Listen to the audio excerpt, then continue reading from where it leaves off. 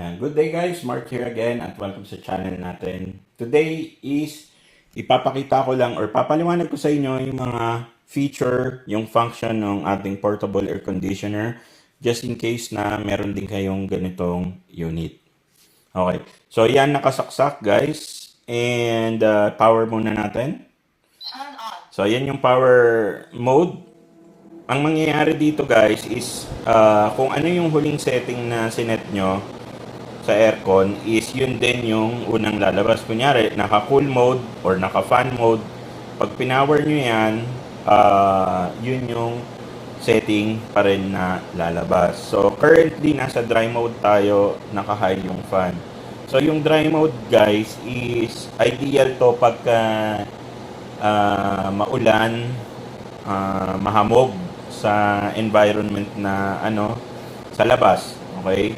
So, anong iyayari kasi is parang yung coils ng condenser is pinapanatili niyang tuyo.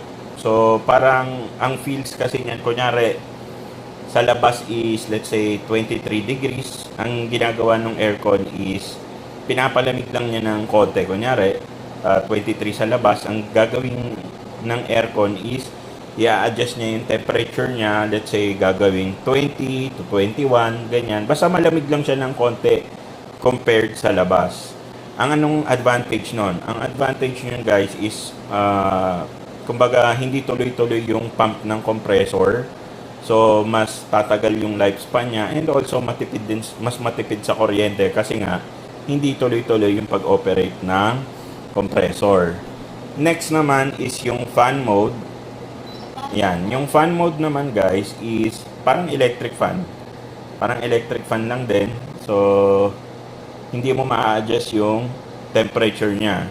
Parang ang temperature niya is parang naka-fix ng 25 degrees. Ayan. Malamig pa rin naman yung binubuga. Pero yun nga, hanggang doon na lang yung, kunyari, sobrang init sa labas, hindi na siya lalamig pa. Okay?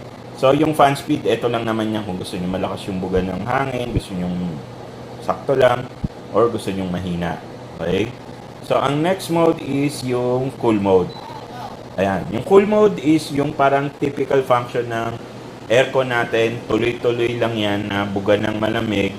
Hanggat hindi niya na-achieve yung 18 degrees sa buong tent or buong kwarto nyo, hindi hihinto yung compressor. Disadvantage niyan guys is malakas sa kuryente, tsaka pagka sobrang laki ng room nyo is talagang bugbog yung compressor ng portable aircon nyo. Okay? So, parang mas, kumbaga eto guys, gagamitin nyo to pag talagang nuknukan ng init, sobrang init, 'di ba? Baguhin yung kunyari, nag-cool mode kayo let's say for 1 hour, 2 hours, pero hindi talaga ma-achieve yung temp. I-switch na ng dry mode tapos mag-electric fan na lang kayo para lang hindi masyadong mabugbog yung compressor ng aircon nyo. Okay. Yung sleep mode naman is ganun din, function ng aircon. Yan, yung sleep mode is isa-set nyo yan, yung timer, kung ilang oras para automatic siyang mamamatay pagka matutulog na kayo. Okay, balik muna natin ng dry mode. Tapos eto guys, tong drain, ayan. So just in case lang na gagamitin nyo siya sa loob ng tent at wala kayong access sa drain, pwede nyong i-off yung parang drain. May takip na kasama yan, pwede nyong tanggalin yung hose. Pwede nyong tanggalin yung hose, then takpan. Ang disadvantage naman yan guys, pag halimbawang nakatulog kayo sa gabi at hindi nyo na i-drain yung aircon nyo at lumamig yung environment, umaapaw yung tubig dito tsaka sa likod. Okay? So, na-experience namin yan.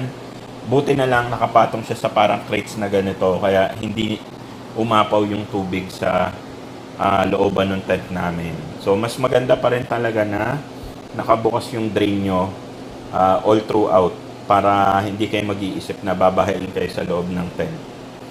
Okay, so yun lang. Kung meron kayong question guys, feel free to comment down below. Again, this is Mark. Thank you so much for watching.